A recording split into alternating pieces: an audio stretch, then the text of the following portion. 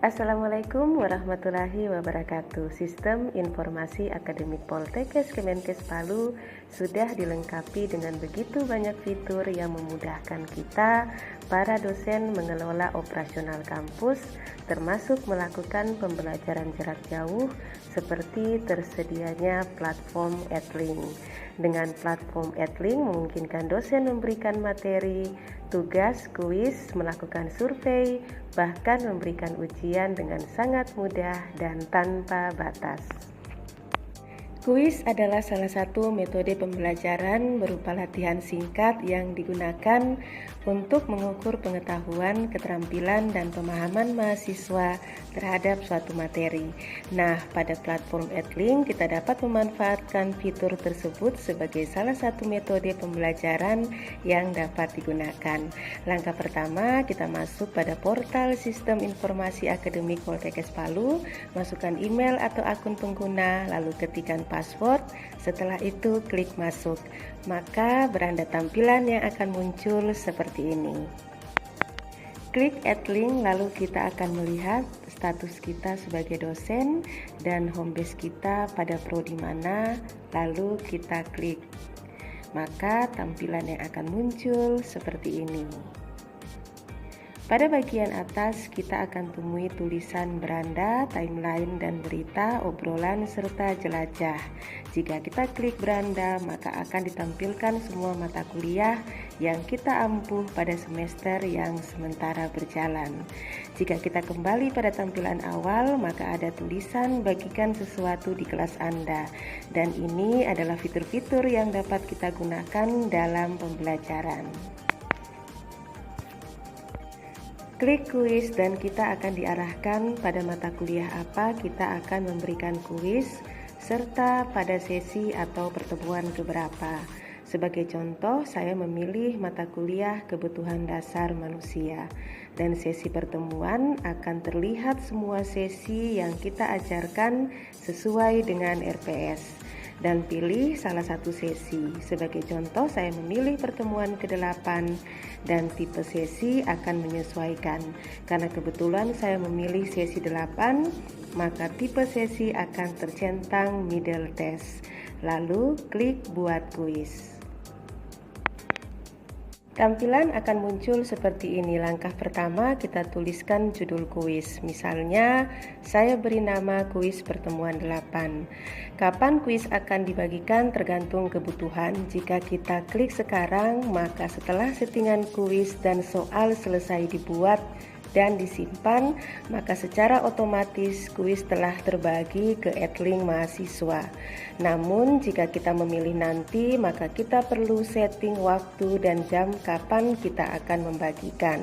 Misalnya saya memilih nanti, maka di sebelah kanan akan muncul tanggal, lalu kita klik dan kita diarahkan tanggal berapa kuis akan kita bagikan. Misalnya saya memilih tanggal 2 Desember dan waktunya kita setting pada pukul 9.00. Lalu indikator penilaian kita pilih saja bobot otomatis. Batas nilai boleh kita aktifkan dan tuliskan berapa batas minimal nilai lulus dan tampilan di sebelah kanan. Misalkan saya tuliskan 56. Durasi pengerjaan yaitu berapa lama waktu yang kita berikan ke mahasiswa untuk mengerjakan soal, dengan satuan waktunya adalah menit. Misalkan saya tuliskan 40 menit. Kemudian kuis dapat diulang. Ini silahkan disesuaikan kebutuhan. Saya biasa lebih memilih tidak. Kemudian batas waktu. Nah, batas waktu ini sebaiknya diaktifkan jika kita sudah menentukan berapa lama waktu yang kita berikan kepada mahasiswa untuk mengerjakan. Jika kita aktifkan, maka sebelah kanan kita diarahkan untuk men-setting tanggal dan waktu. Sebagai contoh, saya memilih tanggal 2 Desember dan waktu pengumpulan sampai dengan pukul 09.45. Sebagai informasi, batas waktu pengumpulan tidak boleh kurang dari lamanya waktu yang kita berikan kepada mahasiswa untuk mengerjakan. Misalnya ujian kita mulai pukul 9, waktu yang kita berikan adalah 40 menit. Maka batas waktu pengumpulan tugas tidak boleh pukul 09.30, paling minimal adalah 09.40. Biasanya saya men-setting batas waktu pengumpulan dengan menambahkan 5 menit, yaitu pukul 9.45. Proctoring merupakan fitur baru, yakni sistem pengawasan online yang bisa kita gunakan saat mahasiswa ujian. Jadi kita dapat merekam setiap aktivitas mahasiswa saat mengerjakan ujian. Ini juga digunakan sesuai kebutuhan. Tampilkan laporan kepada peserta didik setelah kuis selesai. Jika kita aktifkan, maka mahasiswa dapat melihat berapa nilai yang diperoleh setelah selesai ujian.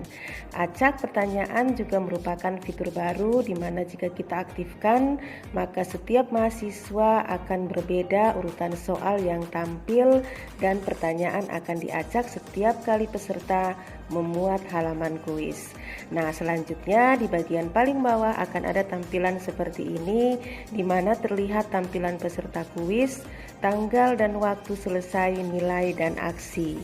Untuk mengatur pertanyaan soal dan jawaban kuis, maka klik bagian yang berwarna biru. Tampilan selanjutnya adalah seperti ini. Untuk memastikan bahwa settingan kuis yang sudah dibuat sebelumnya dapat kita lihat pada menu pojok kanan atas yang bergambar pengaturan. Lalu klik dan akan terlihat mulai dari judul kuis sampai dengan acak pertanyaan. Selanjutnya ada beberapa cara yang dapat kita lakukan untuk memulai membuat kuis. Yang pertama, kita dapat mengimport kuis pada file yang telah tersedia atau dapat membuat secara langsung pada Edlink. Kita mulai pada langkah pertama, yakni mengimport kuis yang tersedia pada file laptop Anda. Beberapa hal yang perlu diperhatikan adalah pertama, kita unduh terlebih dahulu template file Excel-nya yang terletak pada pojok kanan atas yang bergambar file Excel. Lalu kita buka, maka akan terlihat template-nya seperti ini. Ada question atau pertanyaannya, lalu correct answer atau jawaban yang benar, dan incorrect answer 1 atau jawaban yang salah, dan seterusnya. Ini adalah contoh soal yang sudah saya buat. Ada pertanyaannya, lalu jawaban benar, dan 3 jawaban yang salah. Jika ingin menambahkan gambar pada pertanyaan, boleh menempelkan gambar pada kolom question image. Lalu setelah seluruh soal selesai dibuat, kita simpan. Kita kembali pada tampilan Edlink. Pada sebelah kanan terlihat gambar panah, lalu klik dan akan muncul keterangan seperti ini. Silahkan dibaca dengan seksama hal-hal penting yang perlu diperhatikan agar dalam mengimport pertanyaan dapat berhasil dan sukses. Template soal juga dapat diunduh pada keterangan ini. Lalu klik gambar panah atas, pilih soal yang telah dibuat dan disimpan, lalu klik open atau buka. Jika soal yang dibuat sudah benar sesuai template, maka akan muncul seperti ini, lalu klik import. Nah, terlihat soal yang masuk sebanyak 5 soal, bisa dilihat di bagian atas ini. Ini tertulis 6 soal karena pada tampilan awal soal nomor 1 telah tersedia, sehingga cukup kita hapus saja, maka soal terlihat menjadi 5 pertanyaan. Pada jawaban soal akan terlihat jawaban yang benar sesuai yang telah kita buat. Jika semua soal kita pastikan sudah benar dan lengkap, lalu klik bagikan soal pada pojok kanan atas. Akan muncul tampilan seperti ini. Klik bagikan, maka akan terlihat data telah tersimpan. Jika ada hal-hal yang ingin kita ubah, maka cukup kita klik tulisan ubah, lalu silahkan bagian mana yang akan kita ubah, dan jangan lupa untuk disimpan kembali. Cara kedua yaitu kita langsung mengetikkan soal dan jawaban pada Edlink. Ketikan atau copy paste pertanyaan pada kolom pertanyaan yang telah tersedia. Demikian pula pada setiap kolom jawaban. Jika pilihan jawaban lebih dari 3 option, maka klik tambah pilihan jawaban. Jangan lupa beri tanda pada jawaban yang benar dengan mengklik pada samping kiri jawaban. Untuk menambahkan soal, klik tanda tambah di bagian kanan, maka secara otomatis soal akan bertambah dan ketik kembali soal dengan cara dan langkah yang sama. Jika semua soal sudah selesai, maka seperti cara pertama, klik bagikan kuis pada pojok kanan atas. Untuk memudahkan dan mempercepat kita dalam memasukkan soal atau pertanyaan, tentunya cara pertama jauh lebih mudah. Namun dengan syarat, kita harus memiliki koleksi bank soal yang cukup banyak. Kuis akan tampil di beranda Edlink mahasiswa sesuai tanggal dan waktu yang telah kita tentukan. Dan jika mahasiswa telah selesai mengerjakan, maka kita dapat melihat hasil nilai setiap mahasiswa. Pada kolom aksi ujung kanan kita dapat melihat detail pengerjaan kuis yang dilakukan mahasiswa, seperti hasil nilai yang diperoleh, tanggal dan waktu mulai dan selesai mengerjakan, jumlah jawaban benar dan salah. Jika ingin melihat lebih detail lagi, maka kita dapat mengklik lihat laporan detail kuis dan akan muncul tampilan seluruh soal. Untuk kembali, klik keluar pada pojok kanan atas. Semoga video tutorial praktis cara sukses membuat kuis pada Edlink Sevima dapat bermanfaat untuk kita semua. Teknologi tidak akan pernah menggantikan guru-guru hebat, tetapi teknologi di tangan guru hebat dapat membawa perubahan.